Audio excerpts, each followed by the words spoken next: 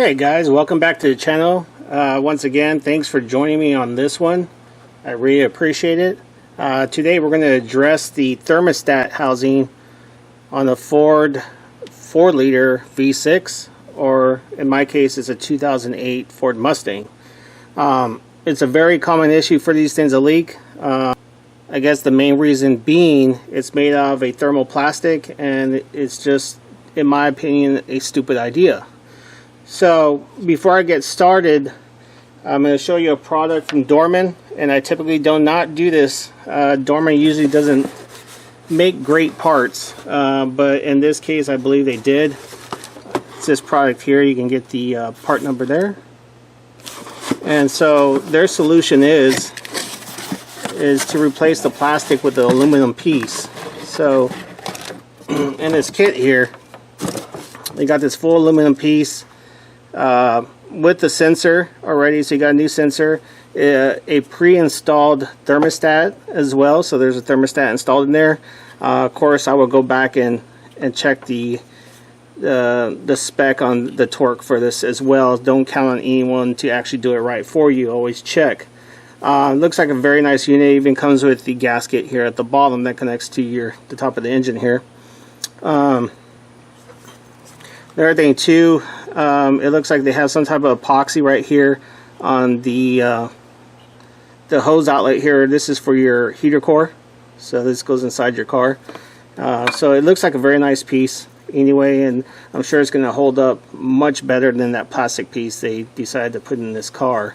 So move this aside. This kit also comes with your bypass hose and some clamps for them. So that's gonna, I'll show you in a second, but it's right underneath this top big hose here that goes to the water pump. So you gotta replace this. So this is pretty standard. What I end up doing was, I'm not gonna actually use this because that's another common issue with the whole assembly or whatever. But I went ahead and ordered this kit off of eBay, and it replaces all the other components here that you have typical leaking issues from. So this kit here provides you the right size silicone hose for your bypass hose, and it also gives you new bolts to bolt down the housing to the engine here, and then clamps as usual. So these are always common issues. I definitely want to replace the bolts because as I'm looking down there, they kind of they get crusty and rusty over time, so it's always good to replace these, especially if they're in bad shape. So if you're interested in just replacing a bypass hose, Dorman makes this kit too. So this is just the bypass hose. It says heater hose, but it's a bypass hose, and it gives you the hose just like that, just in case you have to replace this. So I'll kind of guide you through this. Maybe you're here just to replace the thermostat. If that's the case, you got an easier situation because it's just these 3 bolts here that you remove, and you can actually lift this off and replace the thermostat. Okay. Also, the sensor is a little bit different. This one's actually screwed in versus the factory has like a pin out. So I'll show you once we take this off. Alright, so before we get started, I wanted to mention this is your heater hose here on top. This is the one that goes inside the car to give you heat, right? So this top hose here that actually connects on top of the thermostat housing is also an issue. The problem is when you order this piece, you generally have to get this from Ford if they still have them available. And it's this whole, you get the hose and then the metal piece that comes back here, and then there's a hose and it goes into the firewall. So this hose here is the issue, and it's a 3/8 hose.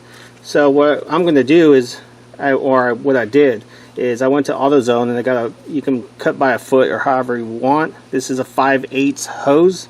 This is $1.50. So what we're going to do is we're just going to make our own hose here, and then over time it will help. Once it heats up, it'll help shape this hose to the way to shape this hose is basically. So once I take it off, you'll see what I'm talking about, and then we'll go from there.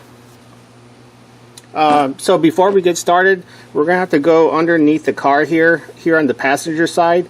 we're going to have to locate the plug for the radiator or your petcock, whatever you want to call it. And we're going to have to drain the fluid. Not drain the fluid, we're going to have to drain the coolant at least a little bit over a gallon. So that way, once we remove everything here, we don't have such a mess underneath the car.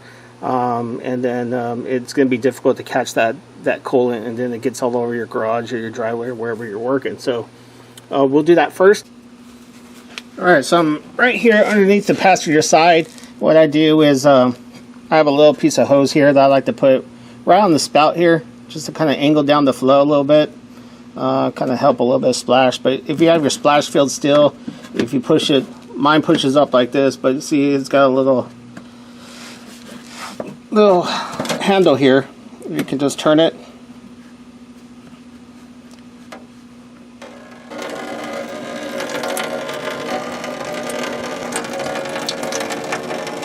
So we'll let that drain.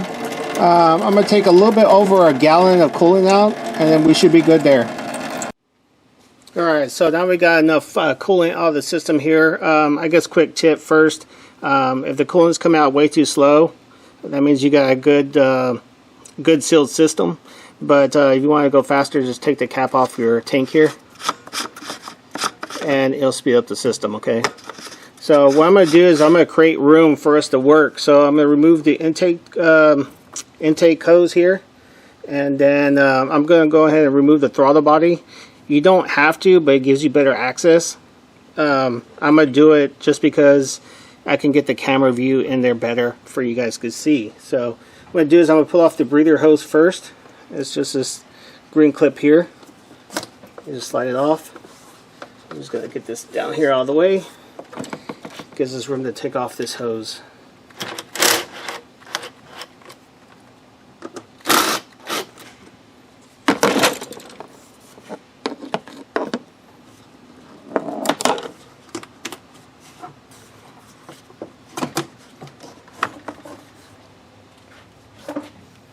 Alright, so the throttle body is next, and it's just held on by 4 bolts, but we're going to take off the wires first. Remember, it has these red tabs, so you got to pull the red tabs out first, and then you're able to compress the sensor connection, okay? So that's how those work. This is where you're going to press down, and once it's in there, this thing slides back this way, okay? And it's going to be the same on this side as well.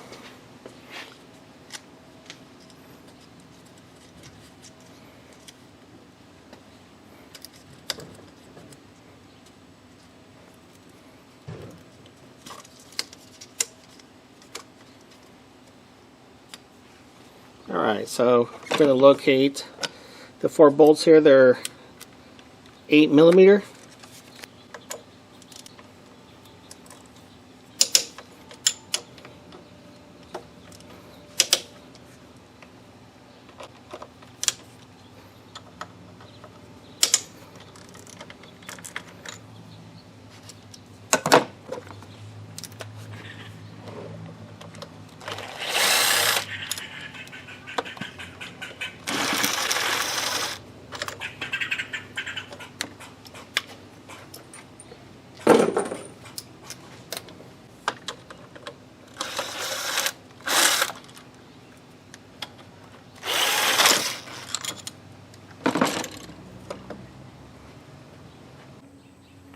Alright, so now you can see we have a pretty clear path here to access the thermostat housing. So I'm going to start with the top radiator hose here. Get this out of the way.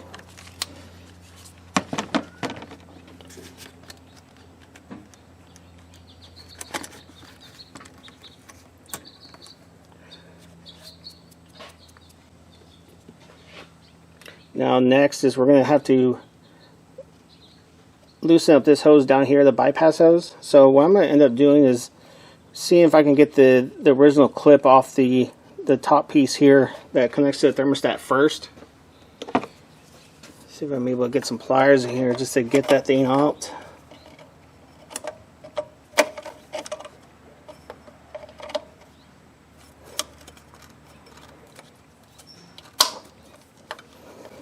So we slide it down. That should be good enough for there. So we got that one loose. The next one will be this hose here for your heater core. So what I'm going to do is I'm going to go ahead and see if I'm able to grip it with these. Yeah, that's good. Oh, not bad. Almost. There we go. We'll kind of slide her up and over. We should be good there. Let's see if we can get this a little bit of a wiggle and see if it'll come loose for us.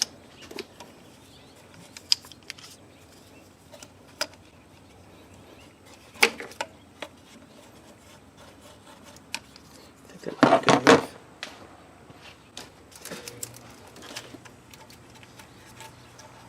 There we go. So we get this hose kind of bent out there out of the way. This gives us access to this sensor here. It's your coolant temperature sensor, just in case you didn't know. Kind of pinch this one and slide it off, just like so. And so now all we have to do is we got these 3 bolts here. These are 10 millimeter as well. We're going to remove these and this guy should come out.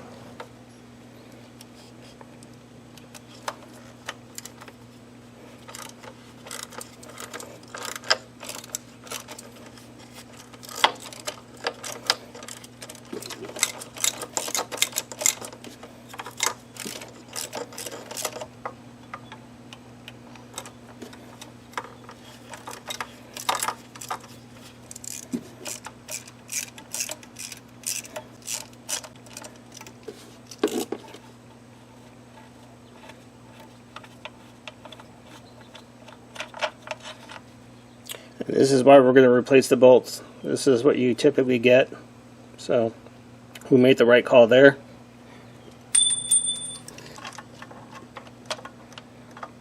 This one's a little bit tricky to get to, but you notice I'm using nothing but 1/4 inch drives or ratchets on these. You don't need nothing bigger to remove this or torque it down, to be honest with you.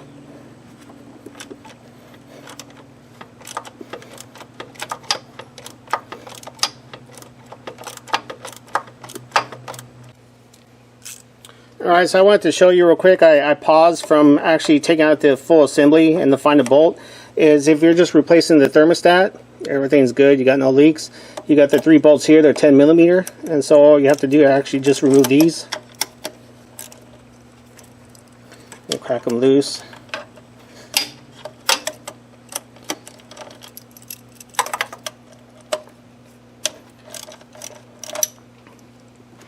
That way it might actually give you better access as well to remove the thermostat bolts too.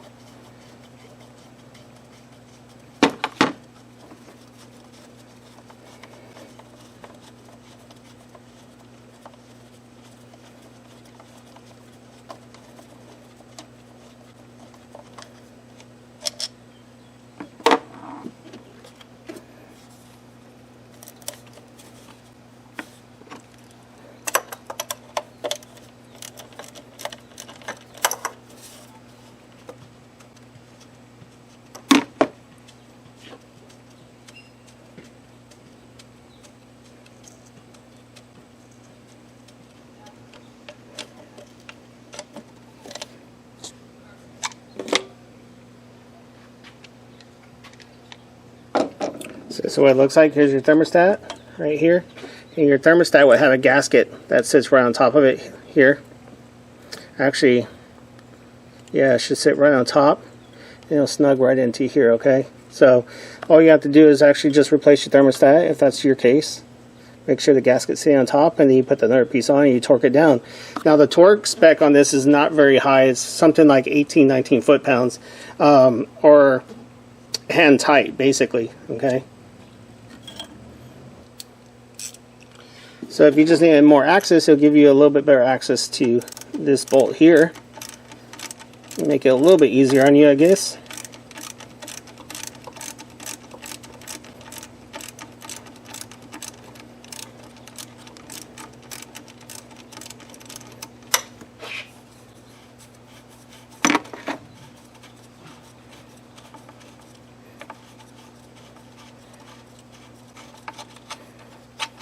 See, this one's pretty bad as well.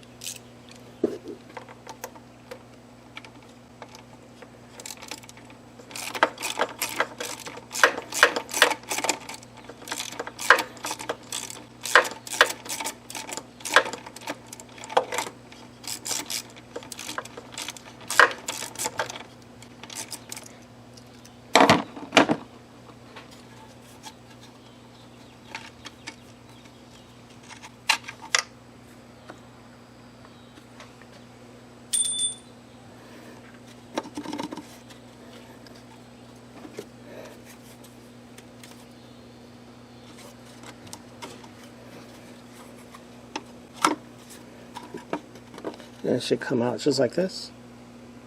Simple as that. So what I was saying, if you're replacing your temperature sending unit here, or your sensor, so you got this little clip here, you pull that clip out, and if this one's not stuck, this guy should just pull right out, just like so. That's pretty much it. So if you have a new one of these, you just pop it back in there, put the clip in, it'll hold it in place. As in our new one, it's threaded in. So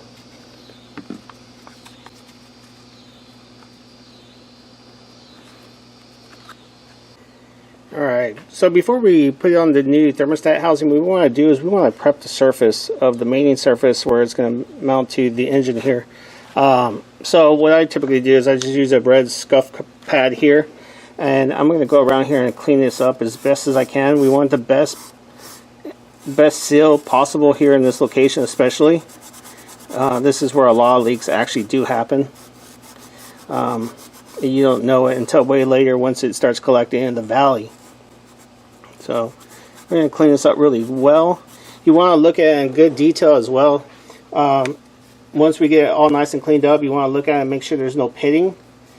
If you have pitting around the area where the seal is going to go, you want to use some like high temp water resistant like gray silicone and put a very thin layer around it, let it set, and then we can install it. So I'm going to go in here and actually look very closely to see if there's any pits. And for me, once I finish cleaning it here, I set a small little pit. I know the camera won't pick it up from there, but there's a little pit there. So I want to make sure all those pits are covered up and make sure we have a perfect seal when we get this thing on here. So alright, so once you got it cleaned off and you're pretty happy with it, it's fairly smooth.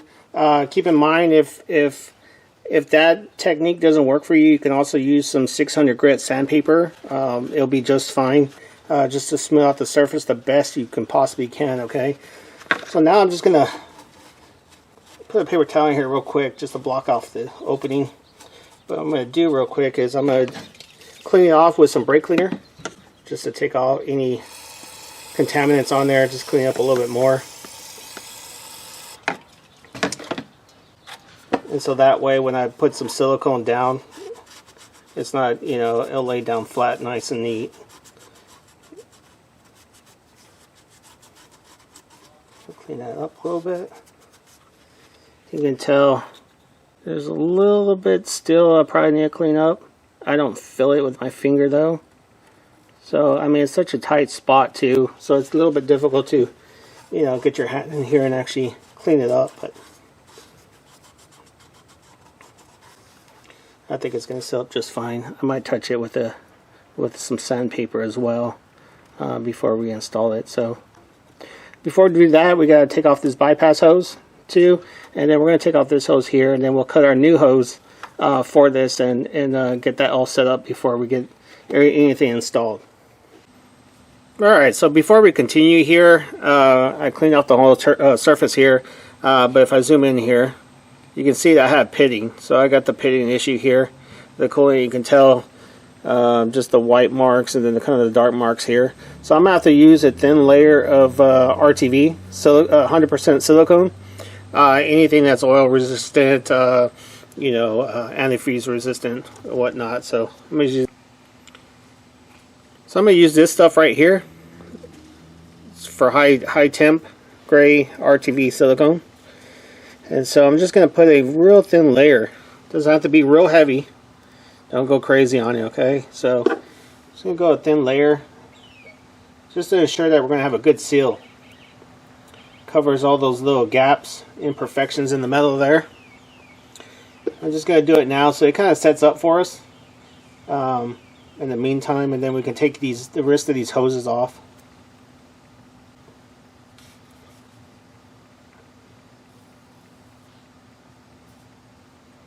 So just like that, don't go crazy with it, just a real thin layer. Alright, let's see if I can pull off the rest of these hoses.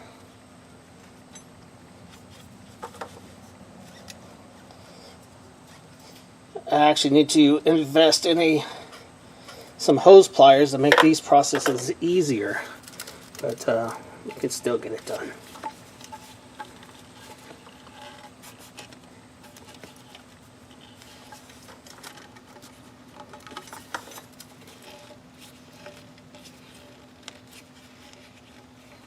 There we go, it's not too bad. Let's get the clamp off as well.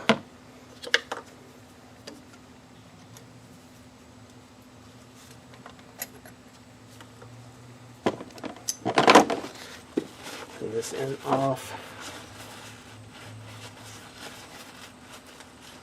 Alright, then we've got to get the bypass hose off as well. This one's a little bit tighter. So I already got the clamp off. So let me see if I'm able to wiggle it out somewhat.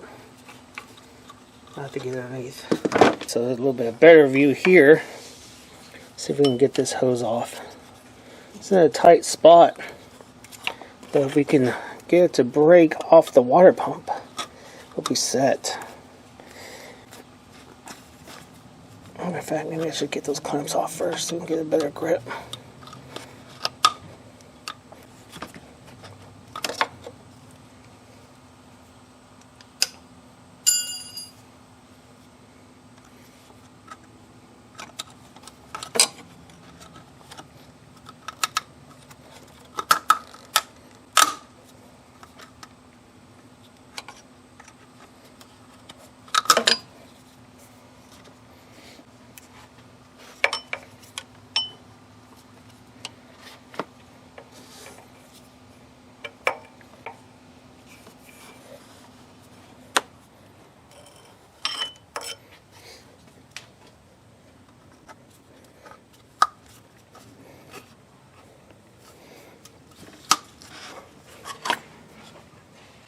Alright, so I'm going to go ahead and put the bypass hose on, the new silicone one. It's already pre-lubed, which is pretty cool, so it should make installation a little bit easier. So I'm going to go ahead and pre-install this guy in here. I'm going to keep it loose for now until we get the housing in there, make sure that we're in the right spot. And then of course your pipe clamps here, you want to make sure you get them in a spot at least that you can access them. Looks like I got this one a little bit too tight. Let's see. Slide it around. There we go. So it's going to be right down here at the bottom.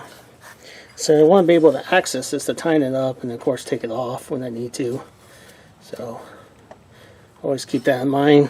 Get it right the first time. Alright, so what's the next one? Next one, should be able to access it about right here or so. Maybe in this way. This one's a little bit different. Yeah, I think I can access it here. As long as you can get a tool in there to access it. Okay. And then, so we got this hose here for the heater core. Remember I told you, got this piece of pipe from the hardware store, or from O'Reilly's. So, here's what the existing pipe looks like. The thing is it gets worn out over time from all the heat that comes through here. So it becomes very, very soft. So what I typically do is I'm going to kind of measure out the best I can from here, because I know there's a little bit of a bend in here. And go ahead and cut this to length, and then we can tie it on there. Because you remember it's going to turn a little bit. It shouldn't be that big of a deal. It'll probably form to itself over time with all the heat that runs through this hose. So I'm going to take about right here. Going to get my height cutter here. There we go.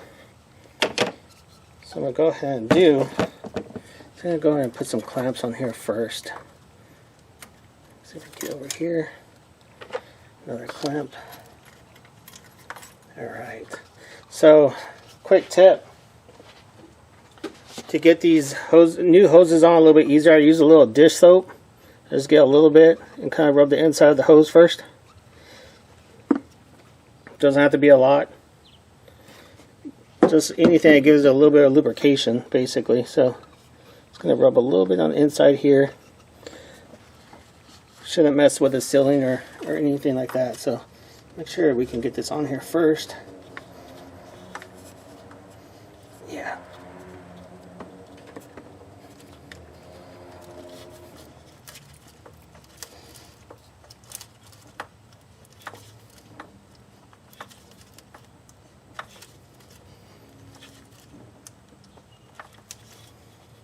There we go. We're good there. And it's kind of all the way for now, so which is good, so we can fit the housing in there without any obstruction. Alright, so now it's time to fit the housing. It's all one piece, so it's going to be a little bit more difficult to get in than getting out, of course. Make sure you got your seal in correctly. And we're going to kind of feed in there. Be careful with the sensor as well. You might bump it coming in here. So it's a little bit of a jigsaw puzzle, but we should be able to get in here just fine. Let's see. There we go. Kind of line everything up. What I'm going to do is I'm going to try to get the bypass hose in first if I can. Make sure this hose is all the way. There we go. See if we can get that bypass hose in there. It's going to help us guide it to where it needs to go. Just like that. Awesome. So I'm going to go ahead and I'm going to line this up. I'm going to get some bolts started because I don't want to mess up the RTV down there at the bottom. Just kind of get these bolts in there. Alright, that way I can line it up a little bit better. I'm not touching that RTV quite yet, so that's a good thing. If we get these bolts on there, it's going to guide this right where we need it to.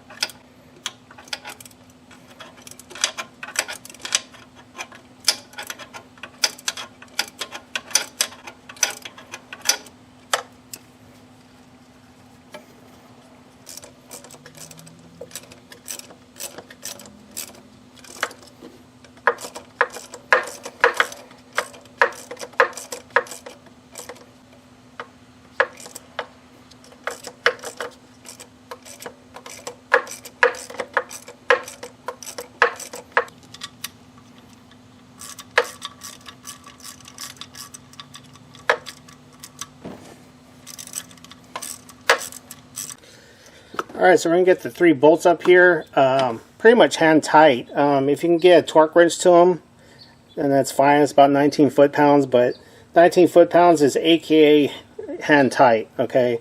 So you remember you're only using a 3/4 inch ratchet or wrench here, and so if you can get it hand tight, that's good enough. You gotta remember these bolts are pretty skinny, so you probably will snap them if you go further than that. So just keep that in mind. You can see how the tolerances in here are really tight, so like I say, if you can get a torque wrench on them, power to you.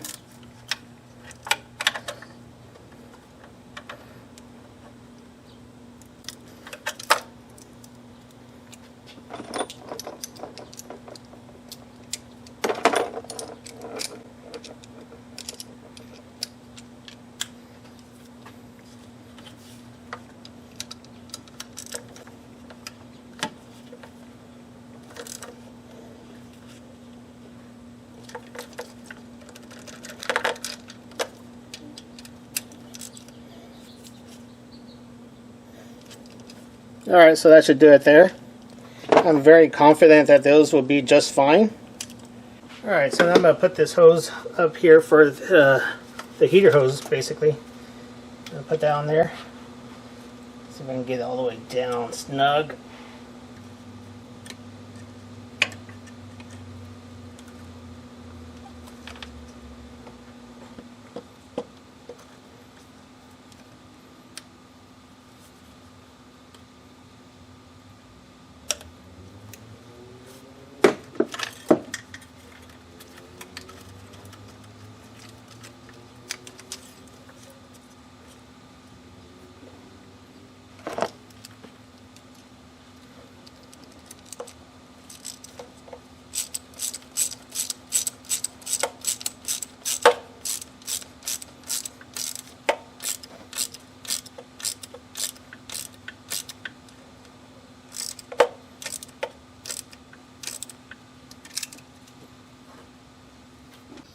Alright, don't forget to tighten up your bypass hose, both clamps, whatever clamps that you have. Make sure those are secure. And then the next thing would be don't forget to plug in your temperature sensor here in the back to our new sensor here. That clips nicely. Alright, so the radiator hose, we'll get this guy back on.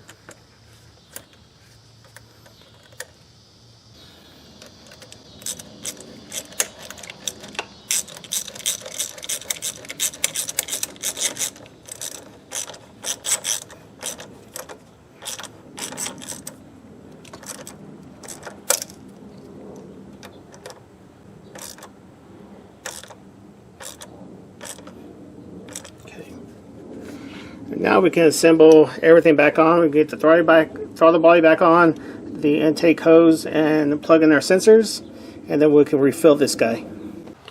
Alright, so before we get the throttle body back on here, inspect your seal, your gasket in here. Make sure there's still a lip to it. If there's not a lip to it, then you're going to have to replace it if it's flat, okay? So you'll get an air leak if not. So always inspect your gaskets when you take it off. If you have a hard time accessing this area just the way we did it here on this video, then you can also replace, or not replace, but take off the intake here, the manifolds, which is a little bit more work. But then again, you're going to have to check the gaskets on that as well. So it's a little bit, you know, kind of choose your poison, so to speak. So I'm going to go ahead and put the throttle body back on.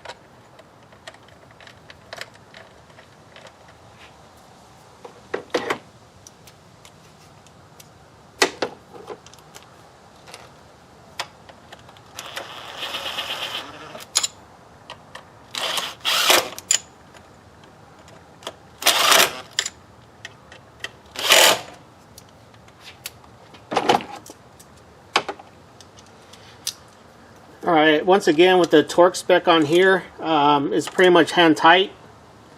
You don't have to kill this at all whatsoever. Hand tight will work.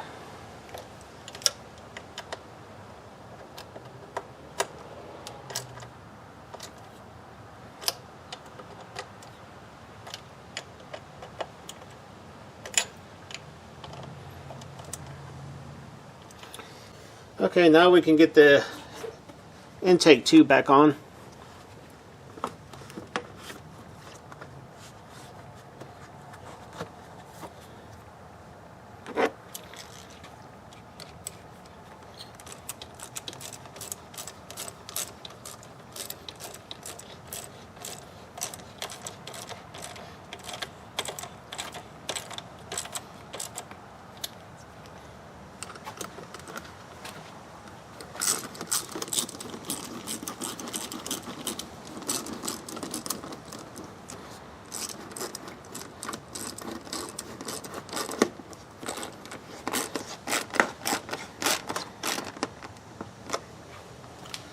Alright, let's get our breather line here.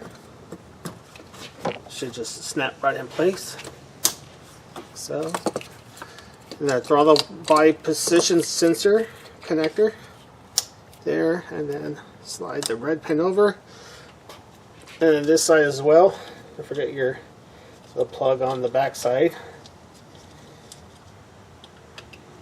for your drive-by wire motor here. Alright.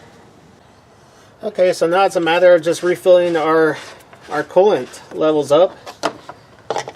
Of course, I'm going to use 50-50 mix of the yellow stuff. We want to kind of get it at the full mark here on the tank.